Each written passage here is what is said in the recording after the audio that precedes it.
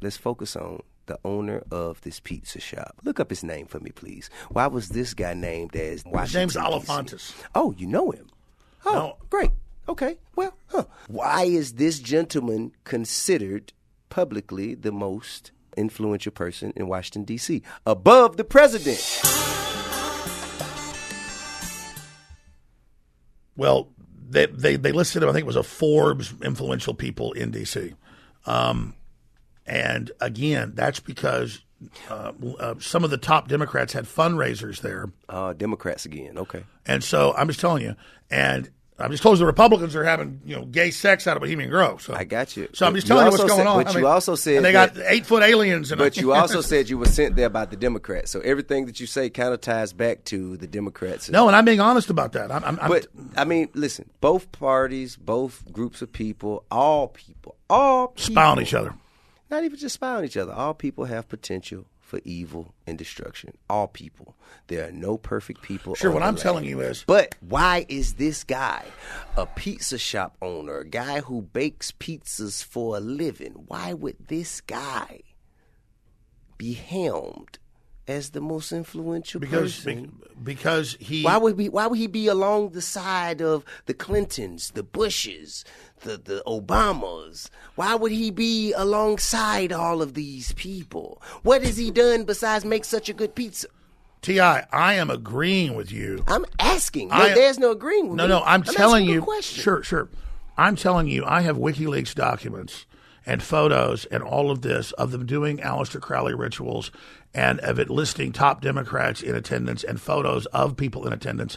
And then when it all came out, the New York Times tried to say, oh, look at this art exhibit, and threw the photos up themselves in giant spreads to try to hide it in plain view. All right. So there was some creepy stuff at the pizza place. There wasn't a basement like the news said. Mm-hmm. We covered that. There wasn't a basement. So you did. So wait a minute. You telling me that you went down to search for the tunnel and found nothing? That's what you're saying? No, what I'm saying is that But you said there was no basement. No, they released. You said there was no basement like you said there was no basement like the news said. That's what you said. You know where there is a basement? No, I didn't ask you. I'll tell you where there is. I did not ask you where there was a basement. Got to be a lawyer. I said you just told me that there was no basement as they told us.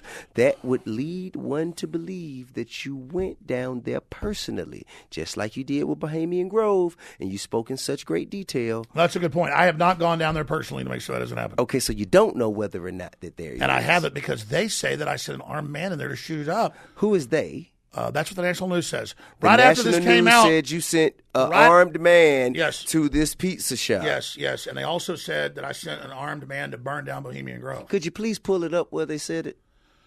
You have a phone right there. That's a computer. You can Google it. Sure. I want to pull it up. Just pull it up so I can see it. That's what I'm telling you. Because I don't think they should do you like that. I think that's damn wrong.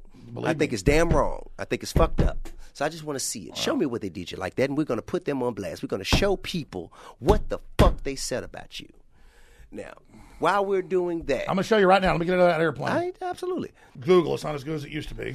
Nah, it's this shit. I mean, it's all rigged. But Bing's a little bit better. But let's type in Alex Jones. Bing's better? Okay, well, Alex Jones. That's useful information. Everybody, he said Bing is better. No. Well, start page is great. Who? DuckDuckGo is pretty good. Who? You say DuckDuckGo?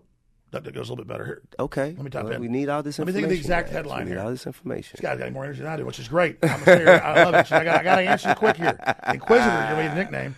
The brain over here. Let me just get this. I'm trying to think the exact headline. That was like 3 years ago. It's Alex Jones fan shoots up. Do you want me to see it? Alex Jones fan shoots up. You want me to read it for you? I can read it for you. No, I'm going to pull it up. I can read it for you if you got to pull it up. I'm trying to pull it up. I'm okay, trying to remember.